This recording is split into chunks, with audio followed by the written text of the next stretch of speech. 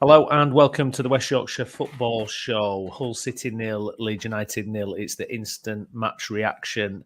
I'm Stephen Brown, and with me, joining me as ever to discuss all things Leeds United, it is Jason Booker. Jason, how are we doing, mate?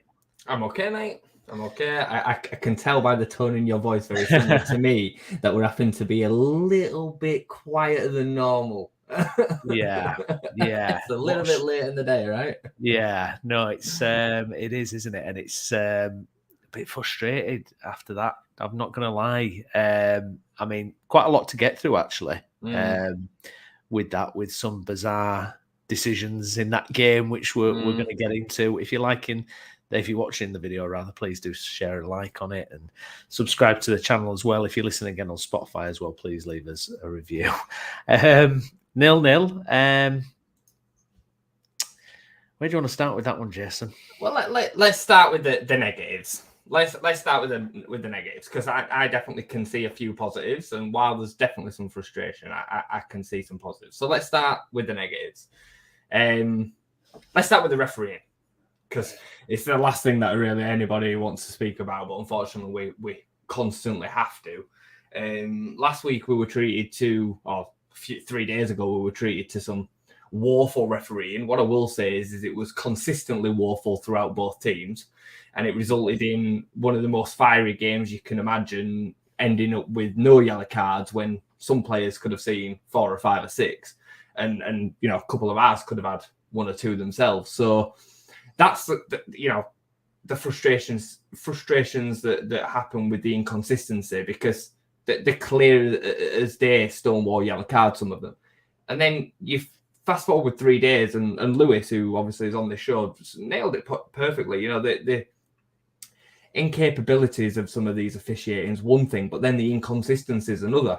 3 days on, you skip forward, and you're having Joe Rodon getting yellow carded when the ball has like double ricochet bounce. The whole player's off balance and stumbling over. Joe Rodon's gone back to try and retrieve the ball and ended up. I don't even think it was a free kick. I just cannot believe that yellow card, that first yellow card. And at the time, an alarm bell went in my head and thought, that is ridiculous. That is so weak to give a yellow card for that. And the whole game then, your central defender is sitting there on a yellow card. It was always vulnerable to this happening. And just honestly, the loose sight of what a precaution is for. A yellow card is to attempt to stop a player doing the same thing again, or potentially endangering an opponent, and he does neither. Like the referee, I said it in the group when we were chatting. It's clear that the referee has never played the game himself, because otherwise you would never come to the conclusion that that's a yellow card. He's yellow carded him for the sake of yellow carding him, because he thinks that the situation is something that it's not. He's clearly either not concentrating, missed it, or just physically doesn't understand.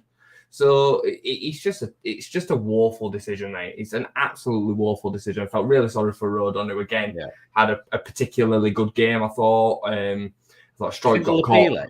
Do you think they'll appeal it? I don't think you can appeal 2 yellows, but he shouldn't be suspended if I know the rules correctly, because 2 yellow cards is just it misses the rest of this game, obviously, but he should be able to be back in for the next one, because he's not endangered an opponent or anything like that.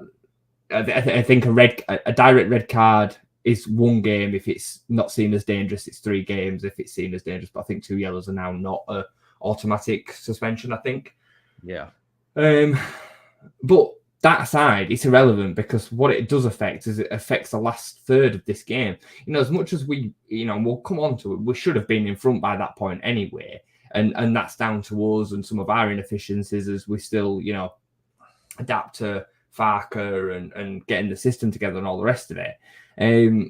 Going into the last third of that game, we should still well be within a level playing field of winning that game. And because of the officials, we're not. Because no matter what, like unless you're Manchester City, going down to 10 players massively affects, especially when you're coming into this game on the back of only 3 days rest and your opponents have had 5 days.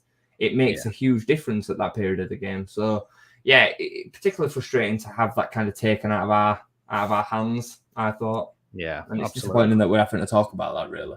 Yeah, no, I absolutely, because again, I thought Rodon, having a really solid game, and he challenged quite a lot. A couple of times he showed a good amount of pace, and he's become a key part of this team already. You can see it. Cooper came on, and bless him, immediately slides over the ball, gives Hull a great chance, and then he's kind of having a bit of a wobble about taking a ball, and it ends up back at Melier, and you can feel, he is a vital part of this team already for me, is Rodon. And I thought he covered Stroik today a little bit as well. Not that I thought Stroik were bad, but he got caught underneath the ball a couple of times, his Stroik, and watching it go over the top of him, and Rodon's covering him behind him. And Rodon's deceptively quick when he starts striding. He's got a real turn of pace on him. There's a bit of a turbo boost, doesn't he? When he needs to cover that last bit to beat a man, he can do it, can't he? And let's get it, straight. He's also played through a bit of the pain barrier today, because I don't know if you saw, but his eyes were black from the whack that he took at the weekend. Yeah. So it was clear that he was probably, not in 100% condition himself. And certainly into the last stages of that game, I mentioned the red card and going down to 10 men. Like the boys again really stuck in and ground that out. Don't want to skip ahead too many chapters, but we didn't play a bad team today. When I read the team sheet and saw Aaron Connolly, Philogene and Delap as their attackers, thought, you know what, we're not going to face too many more that have got that kind of firepower up front this season. That they're some solid players. That they're a bit weaker further back, but that's not. And they play some good football. They try and play football as well. So, I don't know if you know this as well, but they've not lost at home in 6 months. They've not lost at home since February. So, like I say, I'm trying to see a perspective on it. And I think, overall, I think we'll probably look back at this and say, yeah, it's a slight missed opportunity, but it's not a bad point either.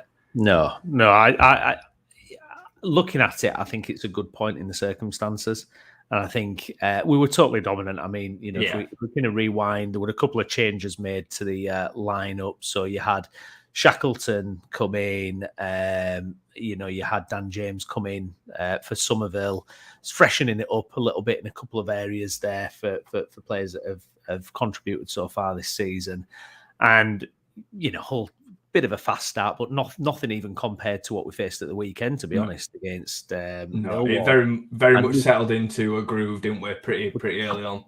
Completely dominated to the point where Hull were just whacking long balls forward at one point and hoping to catch us. We were completely dominant, and it's all building up. We're carving out kind of half opportunities and everything. And then for me, probably one of the three critical moments of the game, Rutter goes 1-on-1. He has all the time in the world and manages to miss his opportunity. I thought, for me, up until that point, he was having an absolutely fantastic game. I think for me, that got in his head, because after that moment, he couldn't pass a ball. He totally kind of, for me, fell away in the game. He really did. After that moment, it looked like it got in his head, to be fair. Yeah, I agree with that. And he never looked comfortable when he was striding towards the goal, did it? Because it was on his. If he'd have been right-footed, I think he'd have probably been all right. But it always looked like he was trying to position his body to strike it back across goal. And then because he tried to psych the keeper out and go the other way, he gave a tame finish. Again, if that's Perot, it's 1-0. I feel that right foot or left foot, it's 1-0. But again, he's a young lad. He's not really an out-and-out goal scorer. We had this conversation at the weekend. He's just not. He can be a scorer of great goals, and he will score some goals. But similar to Bamford, you wouldn't have fancied Bamford in that moment either. No, I did text my dad, actually. I said, I can't believe Rutter's missed that. And he texted me back saying he's been training with Bamford too much. I was like, oh, there you go. It's and it is a key moment, because, again, very similar to the Sheffield Wednesday first half, if we'd have scored one of them chances that we'd have had, and i.e. the Rutter chance this week, I think it's a completely different game. I think we're going to win it 3 or 4. Because they have to open up, and the crowd just goes completely against them. And I text you about 40 minutes, and I said it's becoming a little bit one-sided. Is this? It was a little bit like a boxing match, and we'd seen out 7 or 8 rounds without them landing a jab. You know what I mean? So, yeah. What just needed. Do you know, it just needed to happen, didn't it? It needed that first goal. It just needed to kind of fall for us. And I think when Rutter missed that chance, there was that kind of feeling of, is it going to be a little bit of one of those days, you know, because we were so dominant. And you know, the second half starts and we're still on top. You know, we're still on top. We're still causing problems. And then obviously the sending off does change the dynamics for the game. A couple of things to get through. Quite an early substitution. Nonto went down injured. Not sure what quite happened there. We're a bit of a tangle, wasn't it? Yeah, hopefully it's nothing serious. But this being Leeds United, he's probably out for like 8 weeks or needs surgery or something drastic. But hopefully it won't be too long.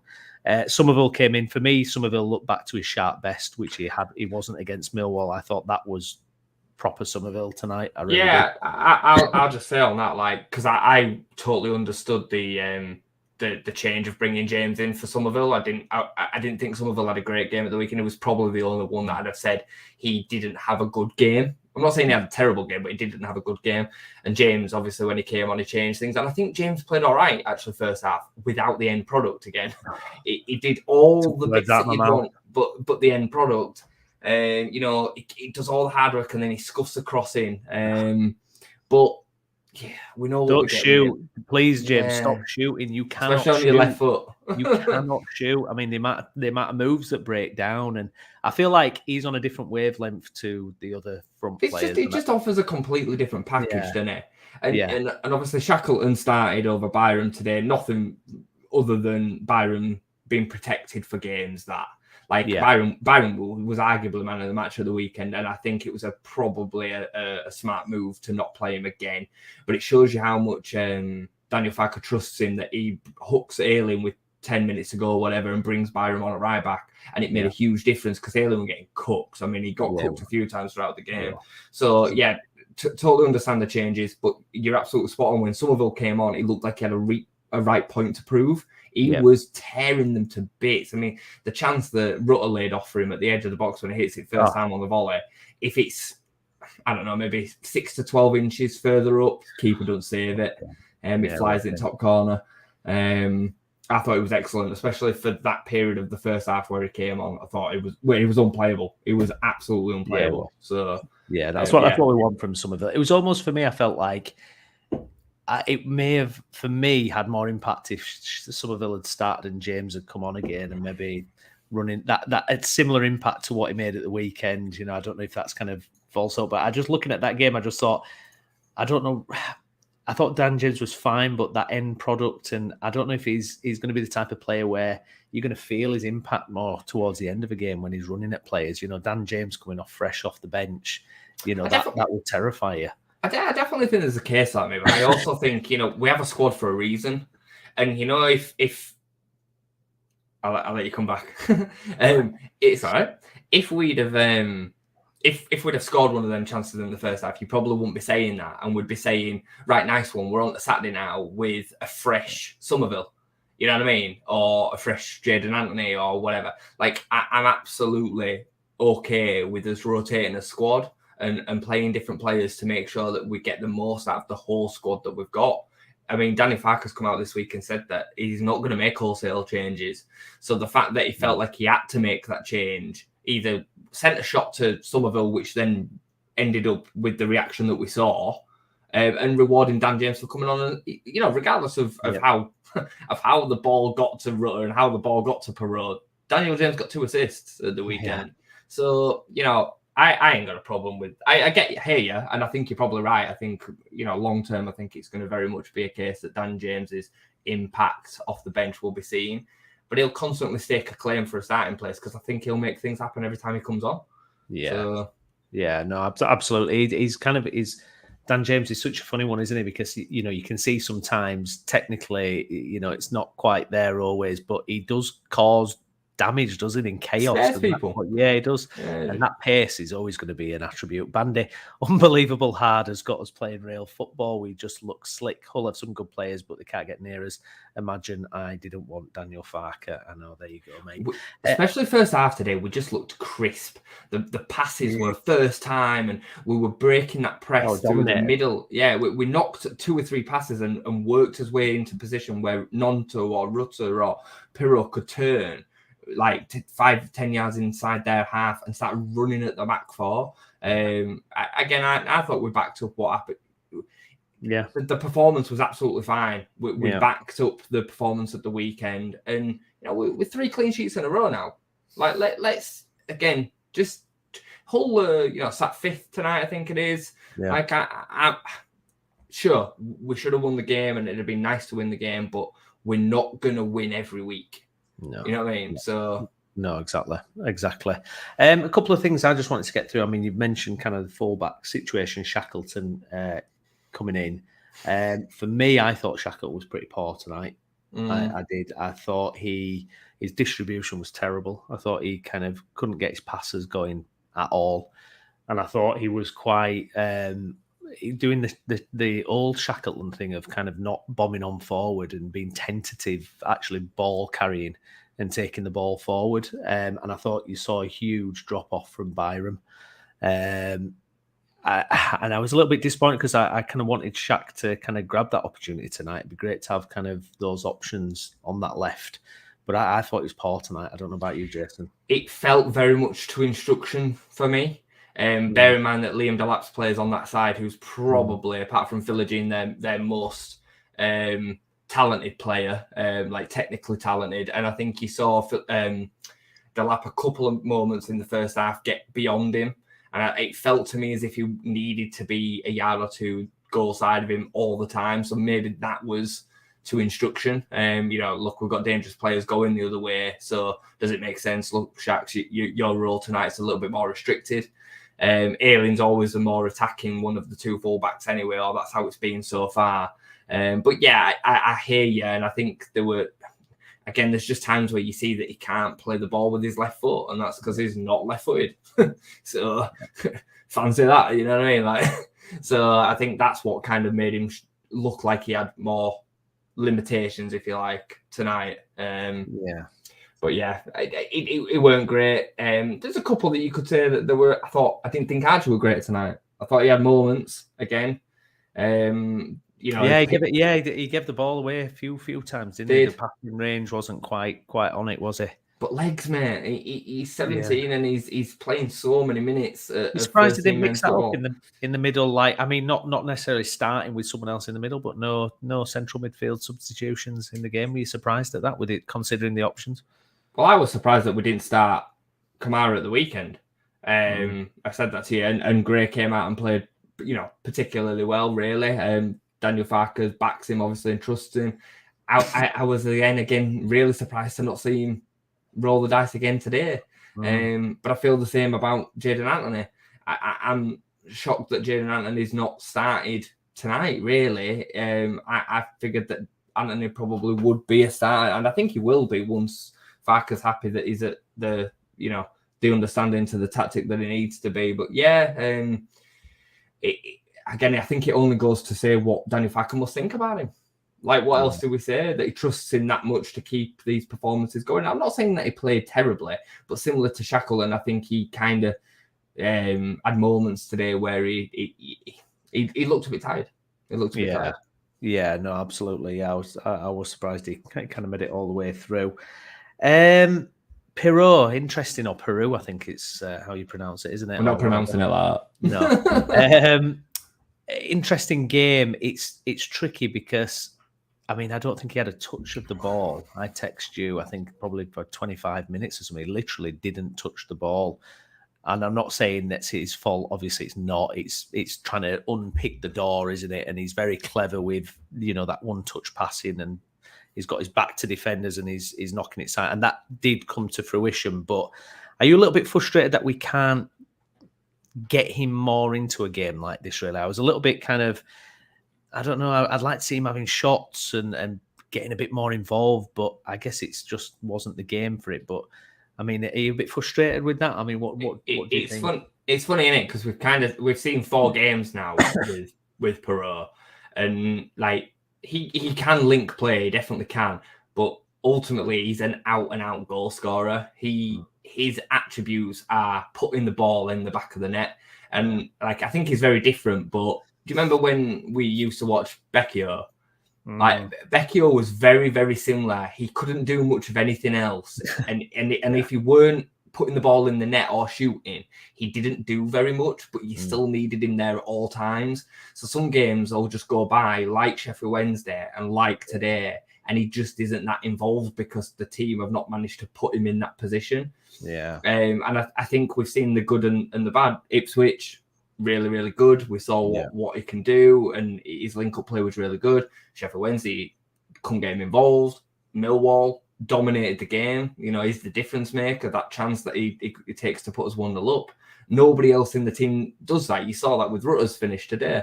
So, and then again today, we struggle to get him involved in the game. So I think that's likely just a matter of time of putting, you know, the play together and finding different patterns of play under Daniel Farke's system to get them opportunities more often in every game rather than in every other game. I'm not particularly worried about it because I've seen players like him before, and we've seen how deadly he is in front of goal already. You know what I mean? He's got 3 goals in 4 games already for Leeds, and we're still not really cooking. We've had 2 0-0 draws in that time. So, you know what I mean? Yeah, no, absolutely. I just think when we're playing these oppositions where we're dominant, and you're seeing Dan James having shots and Somerville having shots and all these guys that are not that clinical. And then you've got the clinical guy and you just, for whatever reason, he just can't get him in position to... I mean, did he have a shot tonight? I'm not sure he had a shot. Did he tonight, Perot? And it's frustrating because he's the best finisher in the squad. Absolutely no doubt by a mile. And he scores all different types of goals. And I hope we can just, kind of, utilize that a bit more.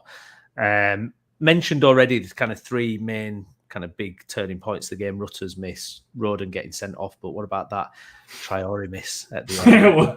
Gail has brought up here, what a miss by Traore for them. I mean, I had accepted we'd lost 1-0 when that... I kind of turned away. I was like, I was just like, it's 1-0. It's done. It's so, I messaged you, then I was saying Ronnie Rosenthal. If none of you have ever seen the Ronnie Rosenthal miss from like mid-90s for Liverpool, it's wild, and it reminded me of that. Like, he hits the crossbar, and today Traore hits the post. It's just unbelievable, isn't it? It's an unbelievable miss. I mean, what they were coming on strong, weren't they? They were coming on strong, weren't they, at the end? You know what? I said this at the time as well, Browney. We deserved it. We deserved that little bit of luck because we didn't deserve to lose that game tonight. If anything, we deserve to win that game. And I think, a point, given the fact that we've played the last 30 minutes with only 10 men unfairly, and we've had some of the chances that we've had, the least that we should have walked away from that game, a tough away game, is a point. So, you know what, I'll take it and we'll move on. But it is a wild miss. Yeah, you'll struggle to see a worse. I wonder what the XG score on that is. It must be like 0.99 or something. It'll be high, won't it? Yeah, just insane. Gail, we've gone up to 9th, 2 points off playoff positions. Guys, we really appreciate your comments. Get them in, like the video, get involved. What you thought of tonight's match? So yeah, I mean, bit by bit, isn't it? It's a clean sheet again, and we're slowly starting to manoeuvre forward, if not possibly at the pace we would like, but it's fine considering where we were. Brownie, so we have to deal with it with the proper perspective, right? Like Hull are undefeated at home since February. That is their cup final. That is a massive game for them. I mean, that show that we got before kickoff. What the hell? It was like the opening of the World Cup. I've never seen anything like it. And you know what? For 50 minutes, 55 minutes, we played them off the pitch. Yeah, we did. And if we'd have taken the chances in the first half, it'd have been a no contest. The referee, the corner would have been waving the towel. Like it was. They didn't have a shot on target. If you don't take into consideration the Traore chance, they didn't have a shot on target. We had 17 shots on goal. You know what I mean? Up until the sending off, we dominated the possession. again, like it's far better to unfortunately only take a point today, but play the way that we did again against another decent championship opposition than scrape a 1-0 win playing crap. And you know, us going the wrong way about it, because the players getting better and better in this style and this mold will only serve us going forward. I don't know if you saw at the end of the game, Daniel Farker had Strike on the pitch for about 40, 50 seconds, just chatting about what had happened in a particular moment. I don't know what moment they were talking about, but if you can catch it at the end of the game, he was not grilling him, but he was quizzing Strike on what had happened. Strike were explaining to him what had happened, and Daniel Farker was coaching him then as to what to do. And I just thought, I just love it. You know, I just love everything that is about. So I'm okay with tonight. Like, we know that the referee influenced the game way more than he should have done. We take another clean sheet, 3 clean sheets in a row for a defence that couldn't keep a clean sheet for love nor money. So we move on to Saturday, which will be another tough game. Watford at home. Absolutely. I've got to say though, because I know you mentioned at the start about Strike and Rodon covered for him. I thought Strike was excellent tonight. I thought he really was aggressive, carried the ball out really well, and I feel like he looks to me like that confidence is coming back. And you've got to say, I think a lot of fans would have been happy to see the back of Strike at the end of last season. I was one of them. Yeah, we all thought he was kind of done, but for me, I think he's coming back to his best a little bit. Whether his level is Premier League, I don't know. That's a different question, isn't it? Yeah, but I think at this level, hopefully, it's he's going to get that confidence. I agree. Like tonight, like Strike had some really, really good moments. It was aggressive, and when I say that Rodon's covering him, again, you have to kind of try and remind yourself of some tactical instructions with that, because it could well be that Strike is the aggressive, the aggro, and Rodon's the cover, so the sweeper.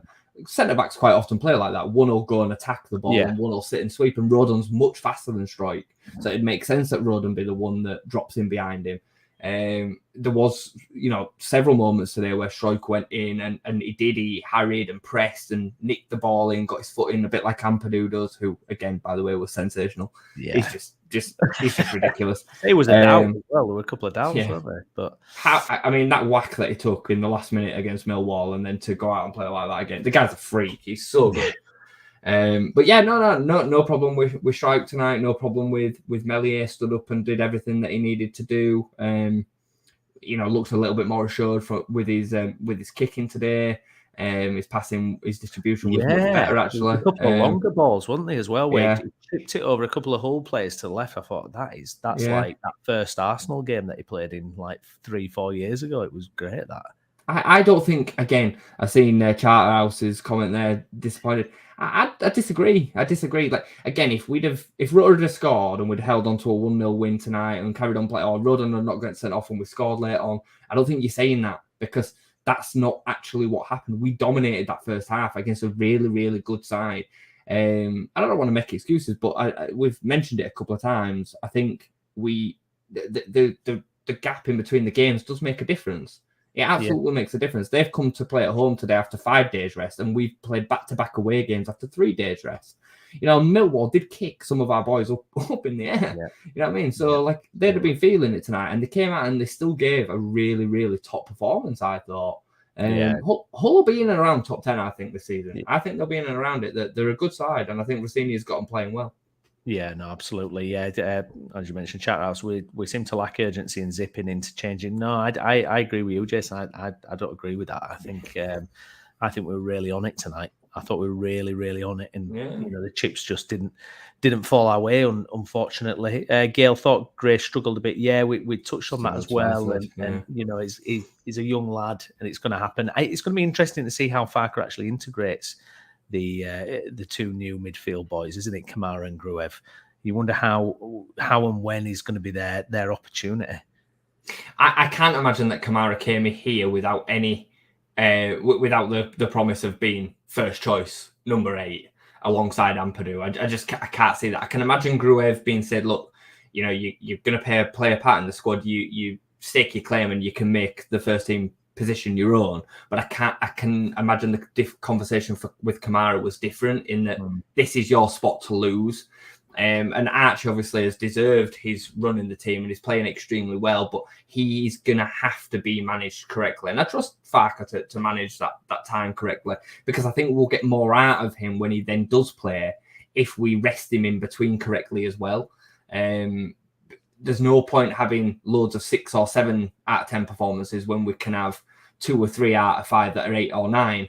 You know what I mean? And I think that's where we have to be with Gray. We have to remember his development and, injuries at that age when you're still growing and whatnot. It's a tricky time for a 17-year-old, especially in midfield, where you're so much twisting, turning, you're putting body on the line all the time. So, again, I'm not going to start grilling him. I'm not saying he was terrible tonight. I just don't think he was, again, at the level where he can be at. But I don't expect him to be.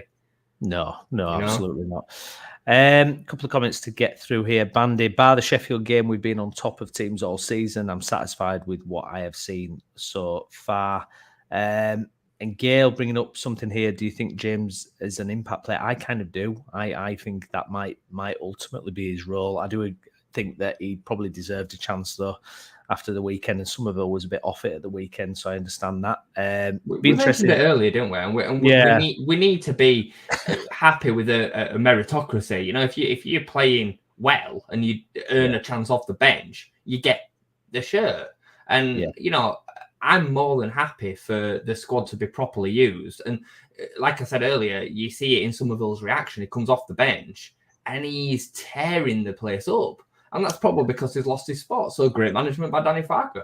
I'm all right with that, Yeah, absolutely. Chatterhouse has come back to us as well. We were always in superior mode and never really hurt by them. I'm really happy with the future. Yeah, for me, I don't feel too downbeat about that draw. I really don't. I was desperately frustrated with the referee in the situation, the fact that we got a player sent off, because I really think we would have won that. Surely we would have got that. So. We would have got another chance, I think, to win that game. Perot probably wouldn't have come off either, I don't think. So that's that. I feel aggrieved with that, but of the overall picture, I'm happy with. I think, as Jason's mentioned, Hull do look like a top 10 team at least, this season, and a really big challenge for us, and especially with their forward players, we really did nullify them tonight. So I agree, Charthouse. I think the future's looking bright. Adam Pope, he's been chatting to Daniel Farke, a couple of updates. Nonto has apparently rolled his ankle, as you thought as well, Jace. Byram's being managed this week so he can build his stamina. But he does think that in time he will be able to cope with 3 games in a week. And like we said, he's not going to be one to rotate for the sake of it, is he? Really? No. He's gonna try and get these players. And if we can get Byram up to 3 games a week, then blimey, that free transfer is going to look like incredible business. Huge business, yeah, huge. So we'll have to wait and see on that. Bandy, Somerville was fouled quite a lot, but he still does not release the ball quick enough. There was one moment, actually, I think he did fantastically well. He wriggled free in the second half and he was off. And if he'd have just released the ball a moment sooner, we could have been away. And I do agree. He was more decisive tonight, though. He was, yeah. Yes, he was still greedy, but because he was being decisive with his moments, he was able to get shots away. And I'm all right with that. I'm okay with that. Because anything can happen when you take a shot. It can take a deflection, keeper might spill it, even if it in a perfect shot that goes in top corner, whatever. What frustrates me with Somerville is when he does it in them half spaces where you have to make a decision and he ends up killing the attack and he's got no choice but to go back, or he gives the ball away. That's where I get frustrated with him. I have no problem with a tricky player being decisive and being tricky. Yeah. No, absolutely not. Absolutely not. I want to get confirmation as well that Rodon can still play in that next I'm pretty sure that Rodon can play because 2 yellows don't make a 1-game ban. I don't think anymore. No. I could be wrong, but anybody in the chat, can they verify that for us? That'd be useful. Thank you. Rosenia, he credits Leeds as a quality side, but admits bar missing 1 big chance, we go home happy. Felt his side built up pressure and thought the win was coming. Well, I don't know about that, but they weren't putting the pressure on at the end. But only because they were playing against 10 men. Yeah, exactly, absolutely. So going forward, then, Jason, it's Watford up next. I mean, it's at home. And it's going to be interesting how Leeds try and unlock the door, isn't it, at home? Because it's not happened so far. I think Saturday's a huge game. I think Saturday's a huge game because, we've kind of been able to kind of excuse the home drops of points so far. Cardiff, first game of the season, a little bit strange, coming back in, limited pre-season, blah, blah, blah. And we come back from 2-0 down. We deserve to win the game, but we don't. Sheffield Wednesday, they kind of shithoused the way to a point, didn't play very well. We didn't play great. Fine, move on. West Brom, I think we were really unlucky against West Brom. Yeah. We deserve to win that game, really. But again, we can kind of we need to get that home win. We do need to get that home win. I think to get the crowd right behind them, we need to see a home performance. And I do think Watford will not come and sit back. I think I'd expect Watford to be challenging for flirting for the playoffs this season. So I don't envisage that they will come and just sit back. So hopefully that will play, to our advantage. We have to take our chances, because we're gonna make chances, but we have to then take them. I said to you earlier, Rutter scores today, completely different game. Yeah, he scores that chance. It's a completely different game. So but I do think it's a massive game. I do think there's a bit of pressure on it. Yeah, absolutely. I mean, when you look at 7 games, we have still only won 2 games this season in the league. Yeah, we're sat in 9th. That's okay. But I mean, if you look at kind of Leicester, it's hard not to kind of make those comparisons. And they've won 6 games already. They're on 18 points. I'm not worried about gaps in points or anything like that. But I think you're right. I think there is a pressure. Especially at home now, to get some momentum going.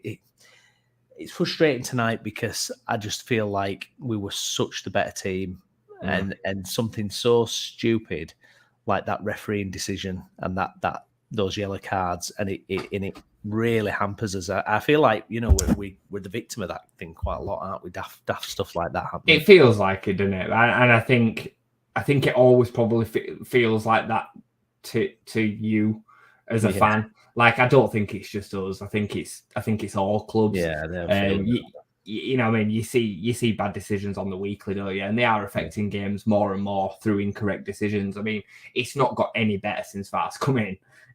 If anything, it's just become more obtuse as to who to blame and who to point the finger at as to why the decision didn't get made right. At least before you could make the excuse that there was nobody else backing up the decision. What I mean? That's in the top flight. But the decisions today, they wouldn't have been changed under VAR anyway because it were 2 yellow cards. So it's just crazy officiating. They're just so poor. And unfortunately, we're not going to have ex-players and ex-managers, ex-coaches going to refereeing because why would they? They'd have to be absolutely raging mental because it's a horrible, horrible job. And they don't get paid enough. They don't get paid enough. They don't get a bad wage, but in comparison to what they have to put up with, the people that they're getting are people that were failed footballers that just want to stay in the game. And they've probably not played professional. Well, they've not played of any sort of standard for years and years and years, and they keep on chopping and changing the rules, and it makes them ineffective. Yeah, I mean, because it feels like they're second guessing it as well, And this is meant to be the referee. This is meant to be decisive. They're the ones controlling this side of it, and it to me it feels like it's heading to a crisis point. It's just so. I mean, the amount of discussion that goes on about it, and it's just not right, is it? It shouldn't be what it's about. That's my point earlier about we've played 3 days apart, and look at the difference in officiating. How can that be right? How can that be? They have got the same set of instructions. They are told to referee the game exactly the same way. It's a textbook. It's not an interpretation. It's a set of rules. And the referee at the weekend refereed it the way that he did and didn't give a single yellow card for some disgraceful cheating.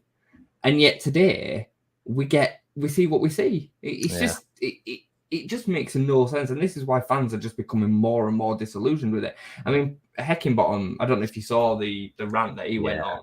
He's spot on. He's absolutely. I mean, he's probably going to get in trouble for what he said, but he was absolutely spot on with what he said, and they are killing the game. They're absolutely killing the game. Yeah, it's so tedious. I find it incredibly frustrating. Honestly, I really do. Looking elsewhere in the Championship, Sunderland are going along nicely out the Sunderland now. Look at that, up to 4th now, and had 3 back-to-back wins. Incredible stuff. They've really bounced back from because they lost, didn't they, opening day, and it looked a little bit like, oh, okay. But yeah, they've bounced back nicely. Preston are still going along nicely. I think I'd expect Preston to drop off and probably finish in and around 6th to 10th. I think there's always a team that's kind of star like this. Yeah. Southampton lost 3 in a row. 3 in the bounce. Yeah. You know what? The table's starting to take a little bit of form. At least we're on the other side of it. We're still 4 undefeated. Yeah, we're not winning as many games as we would like, but they're coming. We're seeing more and more of the performances. You know, today wasn't the same as the Birmingham game when we, went away from home and didn't play particularly well. It weren't even the same as Sheffield Wednesday where we didn't play particularly great and came away with a 0-0. It was a totally different set of circumstances and performance for me anyway. Yeah, no, it had a very different feel about it. It really did, and hopefully, this because what I was looking for and what I feel like we've lacked in a couple of games is that real control of a game. You know, because we saw a little bit in pre-season where we were just controlling games, keeping possession, and then you get into the league, obviously, and it's a bit frantic. And I thought when we played Ipswich away, it was a really good counter-attacking performance, but we didn't control the play in that game. For me, tonight we totally controlled that. I mean, they were left with nothing, especially first half. First half, yeah. We took completely we made them fearful of pressing Meslier. Because the second that Meslier then did get pressed, he popped the ball off and 1 or 2 passes and we were in towards their back line. So then they left us with it, which then meant that we just completely dominated the ball. And before you knew it, we'd pushed them so far back that we were just camped outside their box, passing the ball around the edge of the box.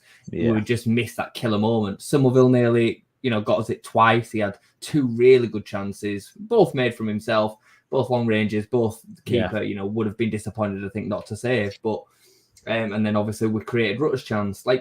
You have to take them because they don't come around all that often. One-on-one chances like that, and they do. They do make and break games, especially away from home. You're not just gonna and against decent teams too. No, absolutely. I totally agree. A couple more comments from Fark. Definitely a good point. If you'd offered me before the game a point on the road after winning at Millwall and a clean sheet, I wouldn't have taken it, but it would have been a good result. But after this game, I'm divided. Yeah, I think that's a great way of summing it up. Yeah, to be honest. Absolutely. I think that's a great way of summing it up. We all know that we could have come out of that with 3 points, and we probably should have done. But given the fact that we were put into a position that we shouldn't have been by the referee for the last half an hour, to still come away with a point away from home against a team that are absolutely desperate to beat us. That are not a bad team either. It's not a bad result.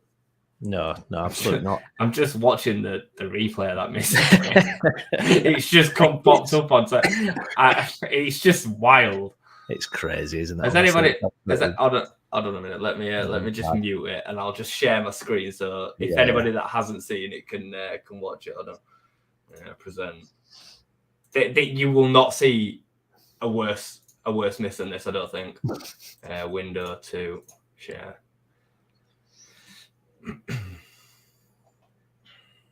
Have you put it on? This is nothing happening. I've pressed share, but it's kind of frozen a little bit now. Yeah, you're frozen now, yeah. Am I frozen? Yeah, you're completely frozen now. Oh, hold on. You've hold on. Oh, there we go. Oh. Can you see? Yeah. Oh, hello. It's coming on. There we go. Let's have a look at this. That's just, it's just unbelievable, isn't it? Wow. I don't get it. Look at this.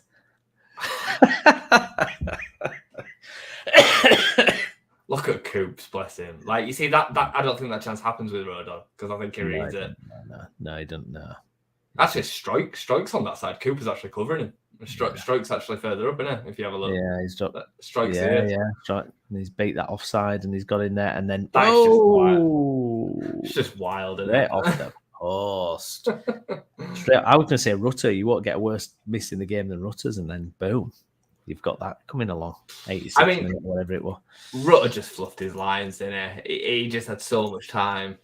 Yeah, I hate that. You know, when you can see it, you can see the cogs in the head turning. They're overthinking it, especially when, you know, they're not a natural finisher. That's why it's the hardest thing in the world to do. That's why people pay so much for top strikers, mate, because it is the hardest job in the game. It doesn't feel it, but it is. I was striker, and it's a long moment when you're in front of goal and you're just bearing down on the keeper, and everybody's expecting you to just put the ball past that person. Yeah. It's why people miss penalties, isn't it? It's that same kind of thing. It just gets in your head.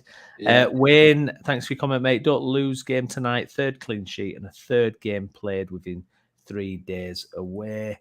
Diggler, thank you, mate. We looked very good again for the most of the match. We didn't shoot enough, though, for some reason, passed too much, but that might be because Hull defended well. Yeah, you know, there was another thing. I don't know if I agree with that. I mean, we had 17 shots on goal today. I actually felt a little bit the opposite when I was watching, especially first half. There were moments where Archie hit like a left footer, and I thought, why are you shooting? And James brought one on the left foot and hit. Yeah, nearly. Like James shot after about 2 or 3 minutes and scuffed it into the crowd. Like I thought, well, why are we not trying to find that extra pass? Because the reason that we were so lethal at the weekend was we found that extra pass to put ourselves in front of goal with tap-ins.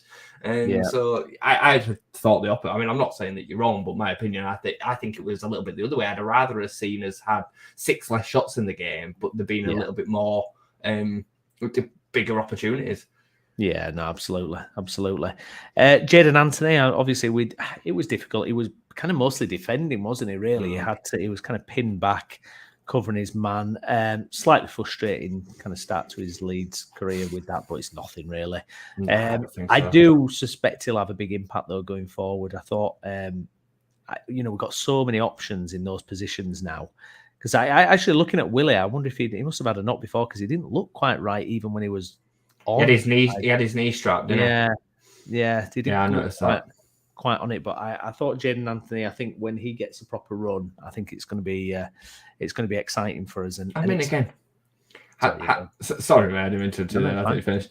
Hasn't Onto ever played, 2 games in 3 days away from home after being kicked up in the air by Millwall for best part of 90 minutes. The likelihood is that he's probably feeling it a little bit as well. So yeah, no problems for me with Anthony. I think he'll get his opportunity, and I expect he'll probably take it. I wouldn't be surprised to see him start the weekend. I definitely wouldn't be surprised to see him start the weekend. No, I was having a scroll through Twitter then, and I'm seeing a little bit of Luke Ayling negativity popping up quite a lot. To me, I don't know how else to say it, but I don't want to say he looks a shadow of what he was 2-3 years ago, but it feels like he's a big vulnerability for us in this team. Now, I was like, I'm so gutted Jed Spence is out for that amount of time because I just feel, he's a completely different beast. Is Jed Spence, and Ayling, I love his character, I love his personality.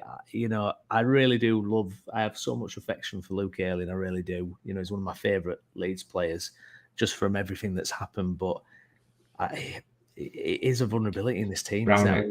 In fact, it's totally okay to say that he's a shadow of his former self because he's a shadow of his former self. He's not a patch on the player that was under Bielsa. He's just not. He hasn't got it in his legs. He's lost any sort of pace that he had. He was never particularly quick anyway, but he used to be able to recover from being caught out of position a bit in fullback. Now he can't, and he's been instructed to play even further up the pitch, which is even making him even further out of position, which is why Gray, Ampadu, Rodon are covering that space when he's then out of the position. He definitely will not be playing if other players are fit. I think there's a case if we had Firpo fit, I think Byram would be on the other side. I was going to say, I actually would like to see Byram drop in there, actually. Maybe even if you keep Shaka at left back. I didn't think Shaka had a great game tonight, but I don't know. I just feel like as soon as Byram came on, it's just like a step up. I wouldn't personally play Shaka and Byram just because I think Byram can handle the left back role so much better than Shackleton can because of the left-footed situation. And Byram's kind of, I'd said this at the weekend, adapted his play really well to be able to play left back, whereas Shackleton just can't do that. Or he's not got it in his arsenal yet anyway. But I certainly think should Spence be fit, or even, dare I say it, Mr. Firpo be fit, then that can maybe be something we look at. I mean, I think Firpo's worse than Ayling at defending, which says everything. But at least Firpo has some pace. Like, he genuinely does have some pace to be able to get back to the right side of the attacker, and he's probably better going forward than Ayling as well. So it's going to be fascinating watching Firpo in the Championship. Like, I'm going to be fascinated. Like, what is that going to look like? It's wild, it could work. It could work, or it could just be like, oh my word. The problem is we'll never see him for more than 3 games in a row, so it'll never matter anyway. Yeah. Diggler, Ayling can't defend. He's good at going forward, though, in my opinion. I don't think he was ever able to defend properly, even under Bielsa, but I do like him, not just in defence. Yeah, do you know what? Ayling was one of those players. I always noticed this under Bielsa. He kind of grew into games and got better and better as games went on. And you get players like that, don't you? They kind of start off in a game and they're not immediately at it. And Shackleton's a bit like that normally. Not tonight, but he normally kind of gets better as the game goes on. But the thing is, under Bielsa as well, Ayling was so energetic. His stamina was just ridiculous, and wingers and fullbacks were so knackered from chasing him all over the place that he kind of got away with not being great defensively. He's never been great defensively, but as we've become more normal, I guess he's become even more normal. He's a top end League One right back. That's not being disrespectful. It's just the truth. At this stage of his career, that is where he's at. And no problem with him being part of the squad. And I think that's what Farke probably thought. I don't think Luke Ayling would have been in the starting lineup right now with Jed Spencer just so it had been fit. I don't think that at all. I think Jed Spencer had started the weekend, and I think he'd have started today. No, so, I just think there's an argument to be had about, do you drop him anyway, even if Jed Spence isn't back and fit yet? Like you say, if Firpo comes back, could we see a Byram and Firpo? Because I feel like, as Charterhouse has said here, love Luke, but he's been targeted and exposed. Byram came on and was solid. It does feel like that. You can't help but watch it and just think, get a winger against Luke Ayling, you've got a chance. Byram's a Premier League fullback. He's a Premier League fullback with an injury record that makes him not a Premier League fullback. He is like, Premier League was where he's played pretty much his whole career. Like, to be fair, apart from his spell at Leeds, he's always been in the Premier League, really. A couple of spells at Norwich in the Championship, but he's a top player. He's just his injury record that's the problem.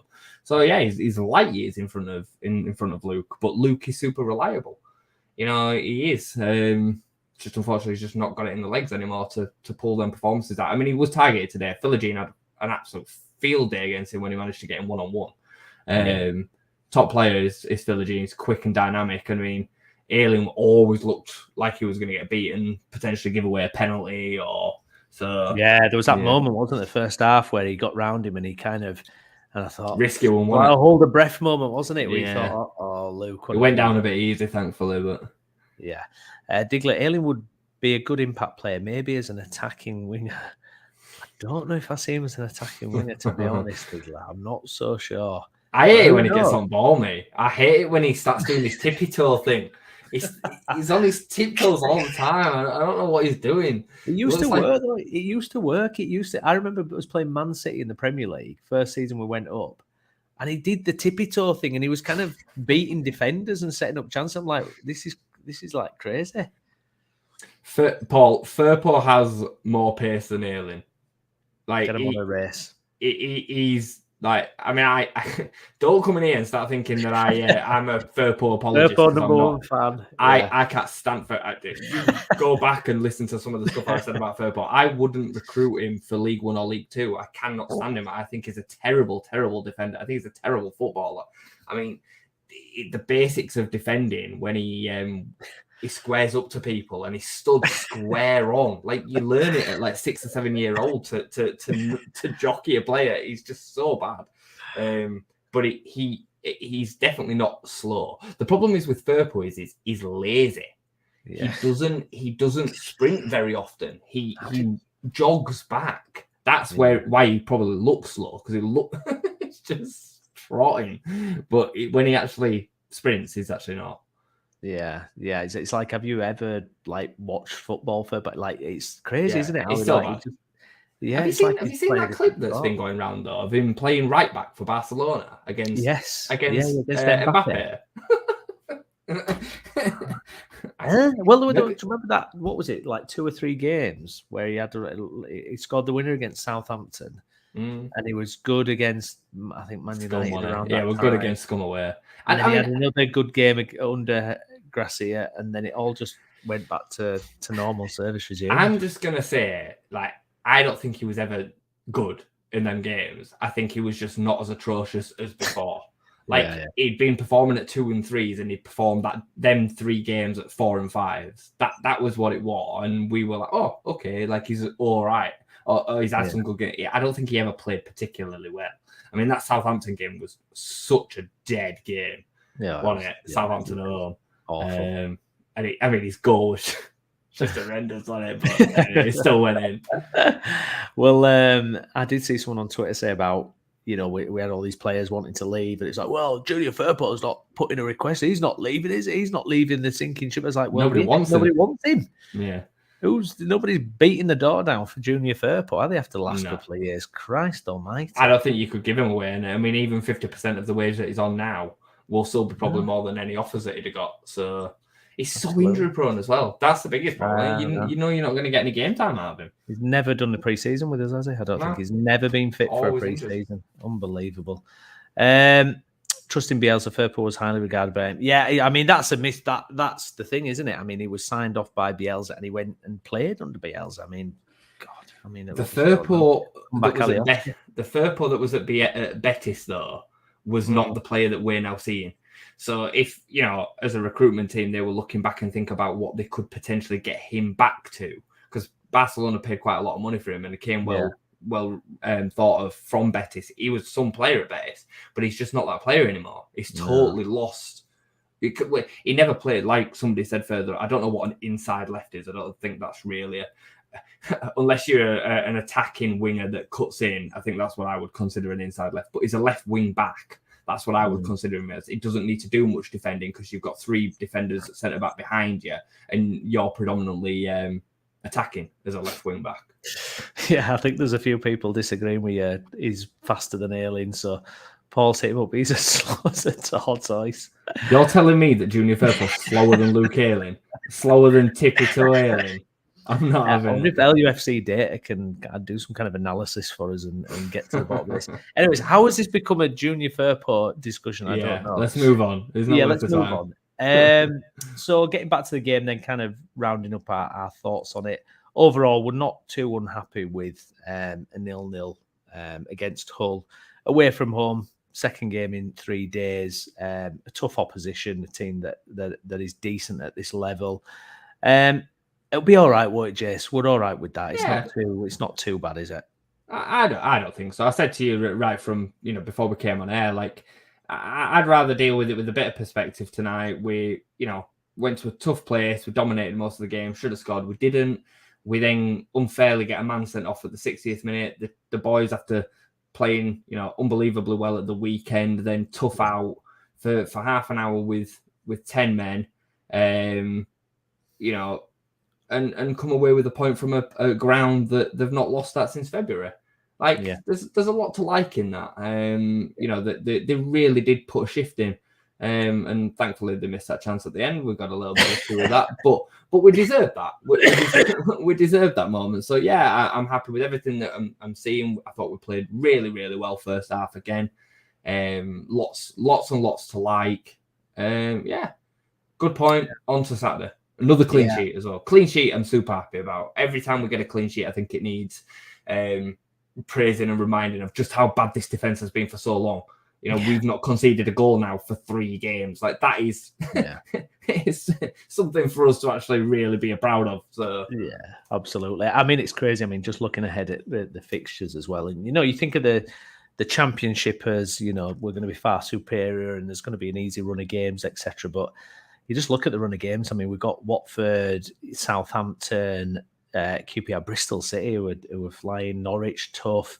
And then, not too far distant future is going to be Huddersfield, whatever incarnation of them it's going to be. I mean, it is just a hard grind, isn't it, this league? I don't think there's any easy games, mate, because even the games that you consider being easy games, quote unquote, Rotherham, Sheff Wednesday, they've all got mass to play for in terms of the league perspective and in terms of what it means to play against us. You know what I mean? So they'll all be having World Cup ceremonies, won't they, before they play Leeds? Really will, honestly. So I don't think there's any easy games. I think we've got to go into every game and play exactly like we did at the weekend away from home, and then we've got to find a remedy to be able to break down these teams that just come and sit back at home. I think we'll be fine. Like my prediction of finishing top 6, I think is still what we probably should be aiming at right now. I think Leicester, unfortunately, are just beyond us at the moment because they've just been able to get up and running quicker than us because of the change around the turmoil. But that, it's a long season. There's a long, long way to go yet. So I think we'll be fine. But I still think that top 6 is what we should be looking at. Let's get into that first and then think about progressing on. It's nice just feeling like we can win every week. Yeah. You know what I mean? Every game we go into now, I'm thinking, I want to win this game. I want to win this game. I want to win this game. And that's, nice. And it's what we should be doing. So, and we're playing good football doing it too. And not conceding bagfuls of goals every game. Yeah, it's lovely, is that? Lovely feeling. All right, well, Jayson, anything else you want to cover off, mate, before we just farewell? Some of the comments are making me chuckle tonight. Like, honestly, Paul, go back and listen to some of the stuff I've said about Junior. Like, I don't want to see him. I've been a scout at League 2 level, and I wouldn't recruit him based on his attributes for that level. So don't think I'm praising him because I'm not. And Diggler's comment about top 2, like I just think we need to. Certainly, that wants to be the ambition. I bet that's Daniel Farke's ambition. I bet that's the boys' ambition. We don't sign players like Ethan Ampadu, Jed Spence, players that want to play Joe Rodon without thinking we're going for automatic promotion. But I just think it's one step at a time. That we're already, I don't think it's insurmountable. I think we can still get that gap back, 7 points or whatever it is now to Leicester and Preston or whoever else. But one step at a time. Let's keep winning games to the point where we're getting the top 6, and then we can start looking at that. We're not even 10 games in yet. You know what I mean? No, exactly. But who's scoring our goals though, Jayson? He needs 75 goals to get promoted, according to Paul. Just get Pirot in the box. Let's see what happens. You never know. Pirot's already on three goals at 4 games. You know what I mean? Like, and we kind of broke it down earlier with regards to the 2 games that he's played well in and the 2 games that he hasn't. And it's the team's job to create the chances and put him in positions where he then takes them moments, like he did at the weekend against Millwall. And then other players do have to chip in as well, though. Jorginho needs to be taking more of them chances that he had today. If we'd have been 2-0 up at that point, how differently does he take that chance? He probably takes it similarly to what he takes at the weekend. That's and that's the difference between them top level strikers, and that's why Pirot is paid the big bucks to score them goals like he did at the weekend. James needs to chip in, Somerville needs to chip in, Nonto needs to chip in. Nonto's not scored this season, I don't think, in the league. No. No, he did. Sorry, he scored against Ipswich. Ipswich. He scored against Ipswich. But yeah, more goals from them. Are we going to get goals from midfield? Probably not from Ampadu, but from Gray or from Kamara. You'd think the fullbacks will be able to get some goals in this team as well. So it's not all about the 9. While it's important, I think Pirot gets over 20. By the way, I think Pirot scores over 20. But he's top scorer in the last 2 championship seasons, playing for a mid-table team in Swansea. 100%. Once I think he gets fired, I think he'll bang goals in for fun. Yeah, I think so. Absolutely. Bandy, so you think it's laughable to slag off our players? No. Meaning Firpo there or someone else? I'm guessing he's talking about Paul's comment about Firpo. I think you can criticize your own players without laughing at them or not supporting them. Like every time Firpo goes on the pitch and wears a Leeds United shirt, I hope he does well. Like I hope he plays well for Leeds United, because when he's doing terribly, that's bad for us and for me. And like as a fan, like I don't enjoy it. Yeah. But I am able to critique and look at a player's attributes and assess him fairly and correctly. Yeah. And the fact is, he's just a terrible footballer. It's a big year for him. He's in his last year of his contract, so it's now or never really for him at Leeds. So it's got to work this season, or it's it's just simply not going to happen, is it? I don't know where he goes. I don't know where he goes from here, to be honest. But there'll be someone will take a chance with him. Someone will take MLS maybe. Yeah, Huddersfield Town maybe. We'll see. Yeah. So it's going to be good. Jace, we'll be back, won't we, on Saturday, all being well. For the review then. Hopefully we'll get something else out on the channel before then as well. But any final thoughts before we head off there, Jay? No, I think that's it, mate. Apparently Chris Wilder's been in the attendance at Huddersfield tonight, is what I'm hearing. Darren Moore was nailed on, wasn't he? But that's what I'm hearing, so that'll be interesting. But I don't really want to talk too much about them tonight. What did they do tonight, actually? Did they win? Was it a draw? I think I saw it was 2-2. Was it? Yeah, 2-2. I think it finished. Yeah, 2-2 against Stoke. Jason, send off. Not bad result, really. You said that what you have seen in the comments is laughable. No, I wasn't laughing at the players. I was saying I was laughing at them having a go at me. I wasn't laughing at what they were saying about the players. I was laughing at the fact that they were having a go at me. Yeah, because I think Paul thinks I'm a Junior Firpo fanboy. I'm not. Definitely not. Please see previous videos for evidence. For full detail. Yeah, absolutely. Good stuff. All right. Well, thank you very much for following along, everybody. Please do smash a like on the video. Subscribe to the channel as well for more content. Me and Jess will be back at the weekend to discuss the Watford game. Looking forward to it.